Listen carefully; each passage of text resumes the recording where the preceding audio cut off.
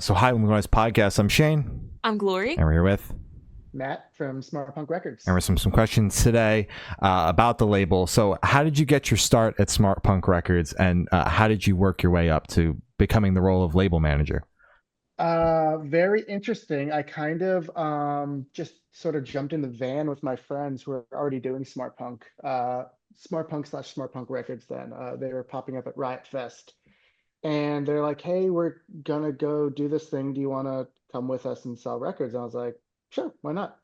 So kind of did that. And on the way up there, we were just all getting along great. We had a great time up there. And on the way back, they're like, oh, would you want to like kind of do this more full time or in some aspect, more uh, professionally, I guess you would say. And Mhm. at the time, I was a manager at a Starbucks, and I was like, yeah, like I kind of have like my career chosen already, but I have some downtime. Why not? So I would Yeah. come in a couple hours a week, and I do like mail order and social media and help with like graphics and stuff like that. And then it just kind of like started building more. Hmm. We were doing more. We were signing some bands. We were doing more like exclusives. Like the beginning of um, my job here was like as we were picking up on exclusives, doing stuff with like Rise Records and Fearless back in the day. So mail order was like, we'd sell out a record, and when it's time to ship, I'm in the warehouse packaging and shipping 300 to 500 records and sweating profusely in the Hmm. Orlando summer and living the dream. And then it was just kind of like, hey, this is kind of really picking up now. And I had a couple of different life changes happen, and I kind of made the switch from corporate coffee into uncorporate punk rock record label. And Hmm. I've kind of been here since. And it's just wearing as many hats as one can wear at any time, whether it's helping book a band, helping manage a band, uh, booking studio time, working on record rollouts, doing packaging and artwork and social media posts and Hmm. just all the fun things that are required from bands and people in this industry nowadays. And it really is a lot of fun. It's exhausting, it's tedious, it's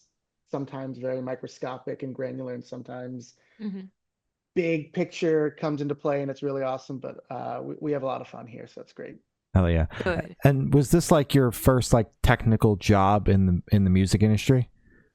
It's my first technical job on the music business side. I would say I've always been on the artist side. Mhm. Before this, I was been writing my own music since I was 12. Hmm. I was in a touring band at 14. Yeah. My dad and I had opened up an all ages venue and like recording studio in South Florida. Hmm. Early on, I had moved after attempting to do college a couple of times, moved to Central Florida to work at a recording studio. And I did some like management and stuff there. But this is my first into like the actual music business side, not anything else kind of surrounding music business. So yeah.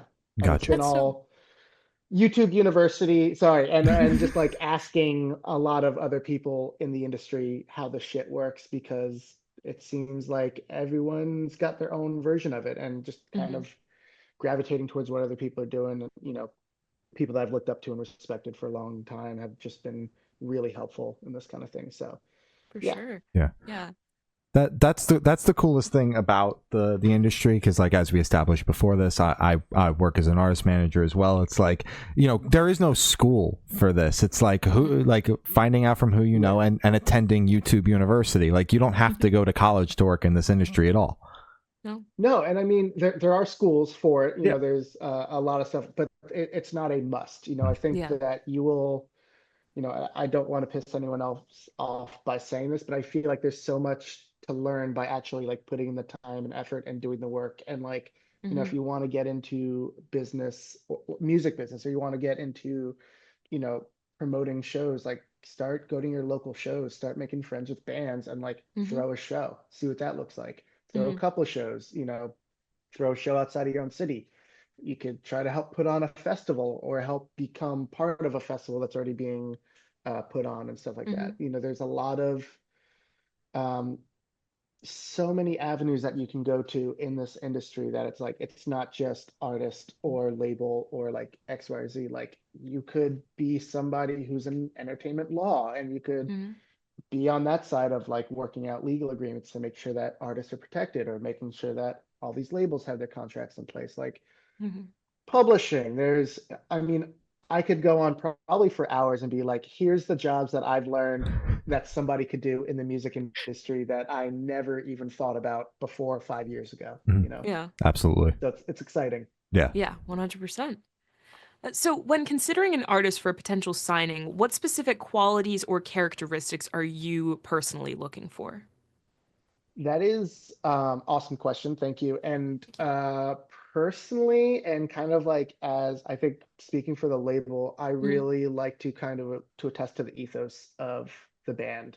Mm-hmm. Not every band sounds like a punk rock band or like a Warped Tour band on our label, but I feel like all of our bands do kind of have this positive mindset and like DIY mentality, which I love to see that Mm-hmm. kind of drive from a band and just be like, and I talk about this a lot with bands, like just because you finally get signed to a record label or you get a manager or you get a booking agent, that doesn't mean that you can take your foot off the gas. That Oh, just yeah. is like, okay, your job is starting now. Like Mm-hmm. when you go to apply for a job, you give your resume. Like once you get the job, it's time to start working. And I Yeah. feel it's the same way with doing anything in this business that it's like you've got to we're here to be the gasoline for your fire. Like we're going to take Mm. what you're doing and make it bigger, make it better. Uh, put you to different parts of the country you've never been to, put you in front of people that you may have never seen you before, so on and so forth. So it's like having artists that understand that mindset, I think is really huge. Having them Mm-hmm. be good people is very important to me because our time in this world is finite. And I don't want to just deal with, prima donnas and dickheads and people that Yeah. don't Fuck have no. the time of day for just people. You know what I mean? Yeah. Like Mm-hmm. it's a personal industry, like Mm-hmm. and relationships go such a far way in all of this. Mm-hmm. So it's like making sure they're good people, not even just to me, but like outwardly speaking to their fans, Mm-hmm. to other people that they may come in contact with, because word travels fast, and Mm-hmm. there have been a lot of times that I've gotten a text message of like, hey, your band is playing my venue, and I just want to say like they've been just so nice and so courteous, and like it means a lot. And like Yeah. I can then go to the band and be like, hey, I know you didn't have to do this. I know touring is hard, and I know Yeah. that you guys had a flat tire earlier in the day, but like, thank you for showing up. That means a lot, and it goes a long way, as you can tell. Yeah. So Mm-hmm. that's, I think, like a good basis. Having good music, all that stuff is very important. Mm-hmm. But I think being a good person is really the only thing that we look for as like a baseline for the Yeah. label. So for 100%. you, it's like obviously you gotta dig the music, but it's like they have to have that punk rock ethos, even if they're not necessarily like a punk rock band. 100%. And I've had conversations with so many like indie artists that are like, oh, I listen to Bell and Sebastian like only. Like I don't listen to punk rock, but they're still like, but I go to all these shows, I Mm-hmm. flyer, I meet the promoters, like I'm working at these record stores, I'm doing all this stuff. And it's like to me, yeah, that's the shit you got to do. Like you got to get Absolutely. in the weeds and you got to like Mm-hmm. put in your hours and work and grow this community. Like I Mm-hmm. think a big thing that I've been trying to talk about and preach, especially with the current climate of everything, is the idea of community and building a space and a safe space for the people around you. And kind of this getting out of the hyper individualism that Mm-hmm. I feel like bands and people have been in for the Yeah. last several years. I think it's been a lot of competition. Mm-hmm. Um, and it's sad. It's really sad to see because you go back. I feel like I was talking to a friend about this with the loss of Warped Tour, where you'd have Mm-hmm. bands like Miss May I and Attila sharing a stage with like the Wonder Years Yeah. and Newfound Glory. It's like Mm-hmm. people that you'd probably never expect to hang out with, but like we're here every day in the summer. We're all making these drives. We show up, we like nod to each other, and Mm-hmm. there is a sense of community. It's like I might not necessarily fuck with your music or whatever, but it's like we're doing this shit together. We're all Exactly. here. Yeah. And I feel like even though that's only summer long, this scene missing that has been so crucial to Mm-hmm. now being, you're seeing all these other tours trying to like take the footsteps of Mm-hmm. what that gigantic summer festival was. Mm-hmm. And even those are competing against each other in these cities and Yeah. trying to outdo each other with social media and all this stuff. And it's hard. But Yeah. I hope that we can all learn to grow our spaces and be inclusive of our spaces and really start moving towards that pathway in the future. Oh yeah, 100%. absolutely. And because you brought up Warped Tour, I feel like I have to ask because they did just announce it. How do you personally feel about it kind of like re-entering the scene? Its revival, basically. I, I mean, I feel like all of us here talking right now would not exist without Warped Tour, Yeah. Yeah, in for sure. some capacity. Like, Yeah. if it's not the band that got us into music, it's the band that got that band into Mm-hmm. music. And it's Yeah, just like, Domino. it was such an important piece that Kevin Lyman put together. And, Mm-hmm. often so many jobs in this industry are very thankless jobs, but I feel like for him especially, like that is a thing that he put his entire life into, and I can't Mm-hmm. be more stoked for it. Yeah. One of the three dates announces Orlando, and I'm excited. I got my tickets, and Damn I'm right. ready to go. A lot Fuck older yeah. now. I'll probably drink a lot more water Of throughout course. this Some Yeah. time, but Advil, you know. yeah, exactly. Yeah, yeah, I've yeah. learned my lessons over the years, but Yeah. no, I'm Yeah. stoked for it. Oh yeah. Yeah. Same. Mm-hmm. Yeah. So how do you navigate artist relations when there's a creative vision that might differ between the label and what the artist is looking to do? So personally, for smart punk, I like to leave the artistic integrity to the artist. Mm-hmm. Kind of like where when I said we add like gasoline to the fire that's already existing, like I want to work with the band because I already like what they're doing musically, probably Mm-hmm. artistically too. So it's kind of like, hey, this is working. Like, let me try to put the resources that I have, the team that I've built Mm-hmm. behind it and see what we can do and kind of roll with that and really let the artist kind of navigate their story and tell their story Mm. because ultimately all of this is storytelling. Like we're doing Yeah. it through music, through merch designs, through the social Mm-hmm. media posts, through packaging. Like it's all telling this bigger story of, hey, here's this record and here's these songs, whatever, or like, here's me as an artist, here's where I've come from to where I am now, to where I want to be. Mm-hmm. And, we really just want to more so proofread that story. Like we're not here Yeah. to tell you how to end your chapter. It's like, okay, well, let's just kind of maybe funnel it towards a certain thing and kind of like put energy into that. And Mm-hmm. if that doesn't work, like, okay, cool, let's try it another way. Mm-hmm. And just kind of be supportive of the artist in what they're doing because artist brains, I know there's a billion things going on at any given time and it's hard to reel it all in. And as an Yeah. artist myself and in a band myself, it's like Mm-hmm. hard to work both of those sides where it's artist facing and more to the managerial stuff. But yeah, I like Mm-hmm. to let the artist kind of have control of what Gotcha. they're Okay. doing. Yeah. And you being an artist yourself, you obviously have that unique experience that not everybody on the music business side gets to have of like understanding how an artist works and how the artist's brain and having one, functions. Mm-hmm. For better or worse, yes. Yeah. Yeah. Yeah. But I mean, I also think that that is a little bit what differs Smart Punk from some of these other labels out there is like Mm-hmm. we are kind of a label built around artists. Like Mhm. everyone who's here is at a band or has been involved in like their local music scene and doing that. And it's not really like, again, this is not trying to bring anyone else down, but like there's no real business backgrounds. Yeah. It all comes from the DIY mentality. And a lot of us have done it ourselves and continue to do it ourselves now and Mm-hmm. continue to learn. And half of navigating these artist conversations come from the conversations that we've all had before. So it's like I, as an artist who was treated poorly in this certain situation, know Mm-hmm. what it feels like to be on the receiving end of that. I don't Mm-hmm. want to put somebody else to that. So it's like that's able to navigate the way that I approach people and Yeah. the way that I can kind of like curb what I'm trying to more or less sell in our label to artists. So I think Mm. it's helpful in that capacity. Yeah. Absolutely. Damn right. So, what role does social media and online engagement play in your marketing strategy for bands? And how has it evolved? Especially because Smart Punk is such a big part of physical media. Like that's just a big part of you guys and your brand. So, tell us about that. I would say, yeah. I mean, we are all vinyl dorks. We kind of Hmm. grew up on that.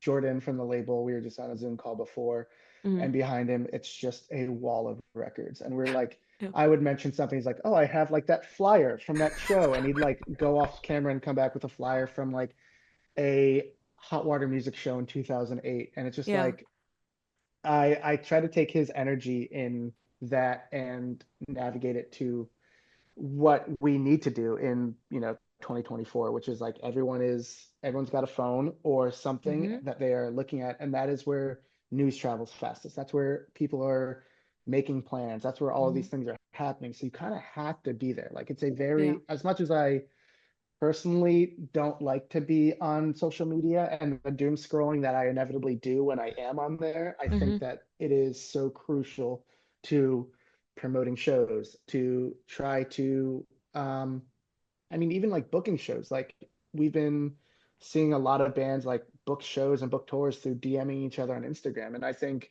that's awesome.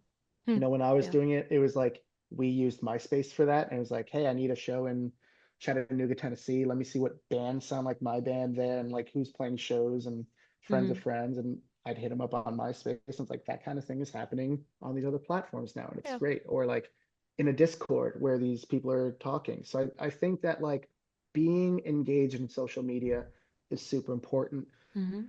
And I think for us, it kind of lets us also have kind of an identity. Like we're this sort of like cheeky, sarcastic, um, sometimes can be an asshole, mostly just quoting, I think you should leave, like group of people Yeah. speaking as a record label. It's like, yeah, we're selling, Yellow Card and Less Than Jake and Arcadia Gray records, but I'm also like the silly person also. Mhm. And Yeah. like, I want you to know that it could be both. Like, this brand does have humans behind it, and I Yeah. want to showcase that. I think that oftentimes people are expecting to go to a brand and it be like an Amazon thing where it's a Mm. voiceless person answering you. And I just want to be like, hey, first off, I'm really sorry that happened. Hmm. Secondly, I want to let you know that start to finish, everyone who's like answering your question or working on your order is human and we make Hmm. mistakes. I'll look into it for you. Yeah. And just kind of like letting that exist as it is as well. Hmm. Um, but yeah, so I mean, we pay attention to physical. Everything, or the majority of everything we do, comes out on vinyl, Hmm. or CD or cassette or something Hmm. like that, because we love the extension of the art into that Damn right. physical, tangible form. Hmm. Um, but also being involved with social media is kind of everything. So Mhm. Hmm. Absolutely. Absolutely. Yeah. I hope Um, that answers your question. I It think did. so. Yeah, Yeah. it did. Okay, Absolutely. It cool. showed, you have to have that personal kind of side of social media and give people almost like a little home, just to kind of Yeah, a community. You're creating a community basically, which, absolutely. And yeah. it's whether you're building your own community in like your own Discord server, or Hmm. like you're taking a platform like TikTok or Hmm. Instagram or X or whatever it may be, which I still hate calling it X. We I mean, don't. yeah, Um, We Twitter. refuse to. Twitter, okay, or Yeah, Twitter, Twitter. yeah, Yeah, we say Twitter yeah. here. And you're fostering it there because Hmm. you want to. I mean, I'd be lying if I said the main point of this is like you want to turn a passive fan into an active fan, and Hmm. that active fan into a super fan. And your Mhm. super Hmm. fan is somebody who's gonna, spend $100 on your band like in a Yeah. lifetime. And if you have 1,000 super fans, right out of the gate, your band is generating $100,000, and that Hmm. is a lot of fucking money Yeah. for an independent band, independent label, whatever it may be. Like that's a Hmm. great thing. And Hmm. these super fans are wearing your shirts, they're telling their friends about your shows, Hmm. they're advocating for your project without you even having to ask them to or tell them to, whatever it may Hmm. be. And they feel so connected to it. And that's what really got me into music. Like my first like local show that I went to, I was just so captivated by what was going on. I bought a CD, I read the liner notes, I saw the bands they thanked. I Hmm. bought like 3 CDs of bands they thanked. I read those liner notes, Hmm. and then like it just spiderwebbed out, and like Yeah. I became engulfed in this like local, not even local, just underground music scene that I was joining street teams when I was like in Mm. middle school, and like Yeah. this whole thing that like it was my fucking life. And I don't think that I would be anything of the person that I am today without it. And Hmm. I just really hope that, we can kind of have that effect on one person. I think that would be a huge thing. Absolutely. Absolutely. Yeah. Hell yeah. So can you walk us through what a typical day looks like for you in the office per se? Sure. Yeah. It usually starts with a lot of coffee, Yeah. and going through emails, not always answering emails, but Mhm. kind of sifting through that. I usually curate the music around the office, Mhm. and so it depends on what my mood is for that day, because I'm usually the first one in the office as well. Mhm. Damn So right. I get to set it up that way, and if Mhm. anyone complains, they can show up earlier.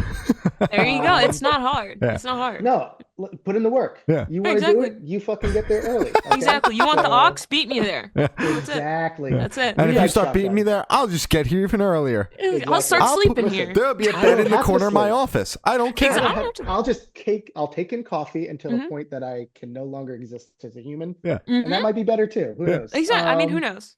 Then you can permanently have the ox. There you go. But Oh. Right. no, so yeah, looking over emails, and it's kind of every day is kind of something different, whether or not we have a drop going on that day, making sure that everything's set up for that, Mhm. or I'm putting in an order for vinyl and making sure that I'm crossing my T's and dotting my I's and making Mhm. sure I'm not missing anything on that end. Working with our graphics team to make sure we have everything that we need for our marketing team and our social media side. Um, Really nothing like extravagant and cool happens. Mhm. We do that for a couple hours. Everyone starts moseying on in. Um, we joke around a lot and just all kind of like in the same room, just and do our own thing. And that's like, okay, Mhm. lunchtime, and we all go out and get some lunch together, or fuck off for a little bit, and Mhm. then we kind of get back at it. Like today, we are breaking down pallets of records and building out other pallets of records to make room for everything that we have coming in for the rest Mhm. of this year, and stuff that we are getting ready for our Black Friday, Cyber Monday sales, which I Mhm. don't know when this is going to be airing, but that's what we're doing this week. Yeah. Mhm. Um, so yeah, it's right now it's that it's preparing for next year, making sure we're getting our ducks in a row for what's going on in 2025, while Mhm. also making sure that we're ending 2024 on a high note, and just trying to like do some cool, fun, wacky stuff. We got some cool sales that are going to be happening soon, so Yeah. it's exciting. Hell yeah. Damn right. Hell yeah. So, what is the biggest piece of advice you'd give to someone looking to break into the record label side of the industry? Um, I would say, it's not a 9 to 5.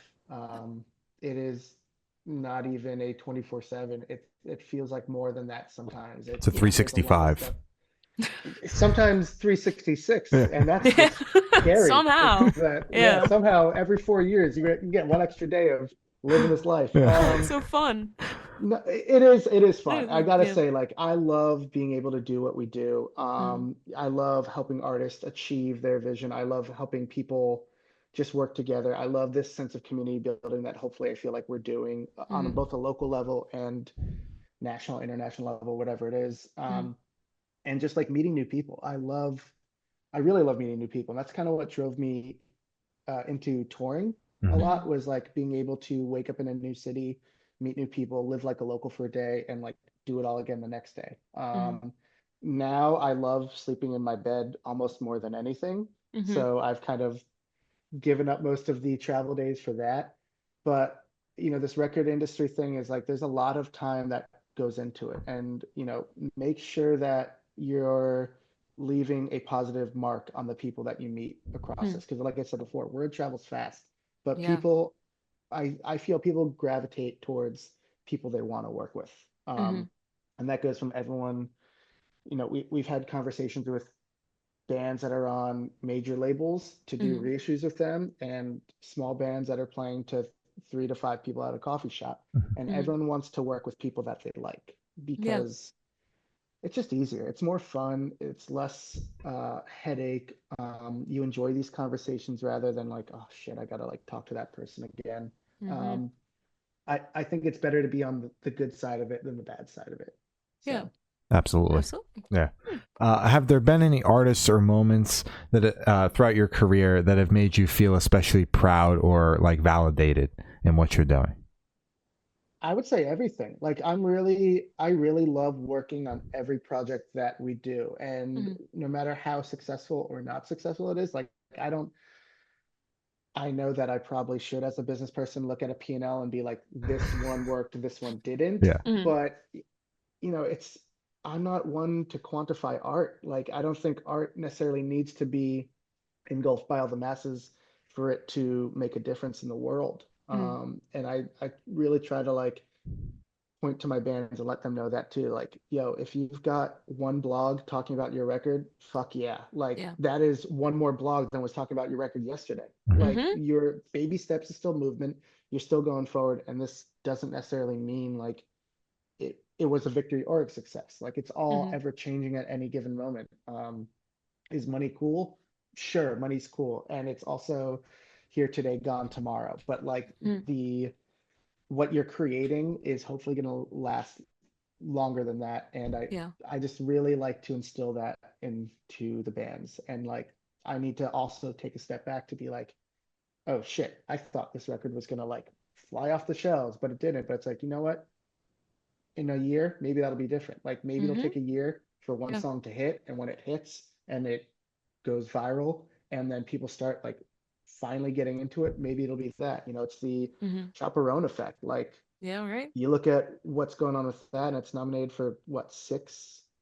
Was it I think Yeah. six it's or yeah, Yeah. 6. I think it's 6 or 7. Yeah, fuck yeah? Grammys. You know what I Yeah. mean? And like that, it's awesome to see even in things like that huge pop stardom level, like Hmm. it still takes time and it Yeah. still takes energy and putting in the hours. And it's like, I remember reading, I don't know how true it is. I believe it is true, but she was like, "Oh, this was going to be my last shot at like doing it," and Shit. I gave it my all, and it fucking paid off. Yeah. Yeah. It's great. Absolutely. Damn right. Now, Hmm. I'm curious, because obviously the label reissues a bunch of old albums as well. If there's been a record or a band or something like that that you've had the opportunity to work with where you were like, holy shit, I can't believe I'm working on reissuing this album or this band's discography for one reason or another, it be personal or just like a holy shit moment for you. It's almost every time I get to do it. Hmm. We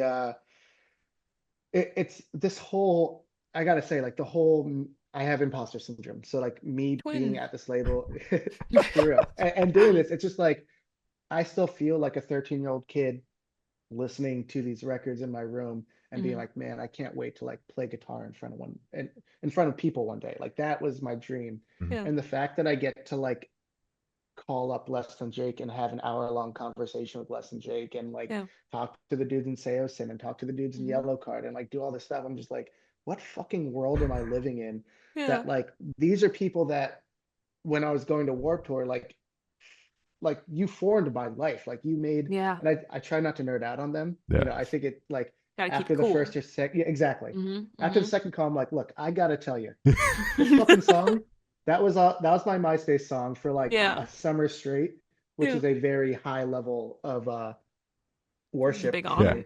Yeah, Yeah. absolutely. Yeah. But no, it's all cool. And like I will say that talking to some of these artists and realizing that they're just people too. Mhm. Like Hmm. they Yeah. have shit days, they have great days.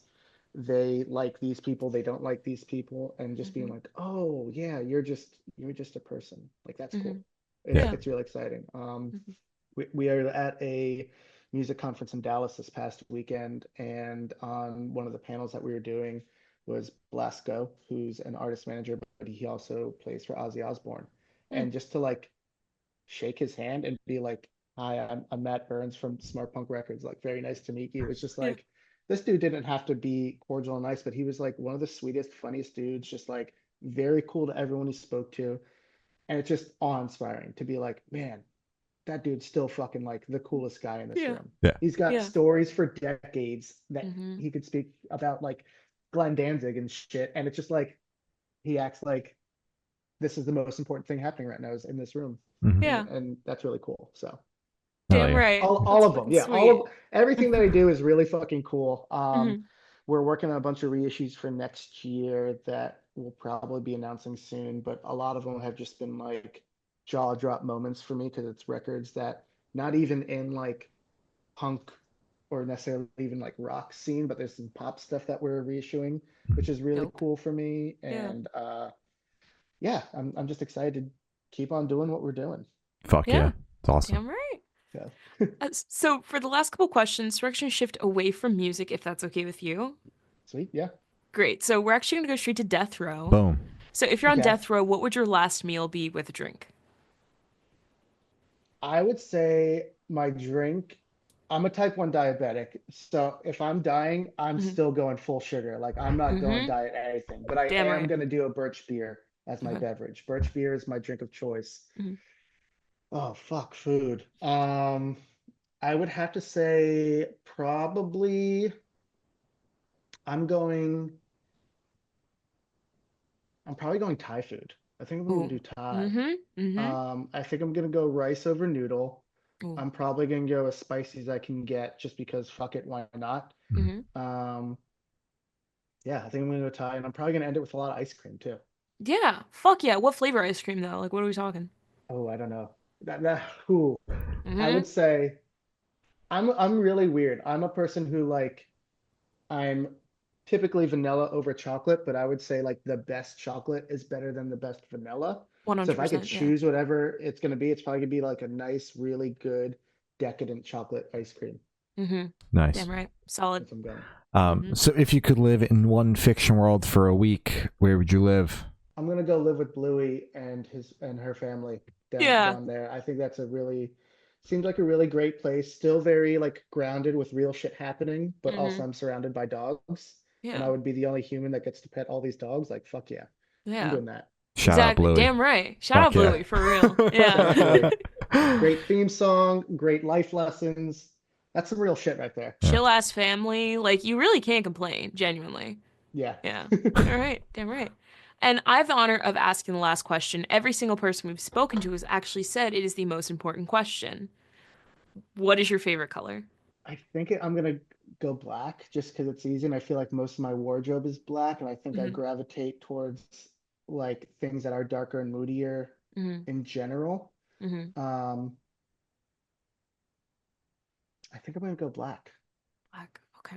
So, like hypothetically, if I was like the most annoying person in the room and I said that like I don't count black as a color, if you had like a second choice, like what would it be? I would just walk out of that room. I Oh, don't need to be fuck. in this room. There's a door. Okay. You know what? No, No, you have a let me point. see. You have a point. Yeah. Let me see.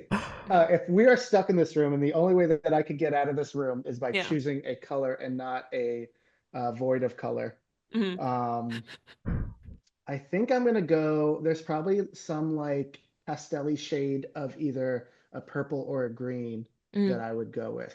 Oh. Um, Almost like a lilac or an orchid or something. I Hmm. think would be really nice, or like a spring green of sorts. Ooh. I think is Yeah. good. Yeah. Yeah, something that's a little bit more almost at the opposite end. Something that parallels with black nicely, but yeah, Yeah. I'm going with that. Perfect. All right. Love it. I Hell love yeah. it. Okay. So as Gloria said, that's all the questions you have today. Is there anything that you would like to plug? Um, Smartpunk Records rocks. You could buy stuff at smartpunkshop.com, but ultimately, if you don't, that's okay too. I just hope that everyone leaves this world a nicer place than they found it. Hmm. So, Hell Damn yeah. right. All right. Well, thank you. Sweet. Now it's been Matt Burns from Smart Punk Records, and we have been the Good Noise Podcast.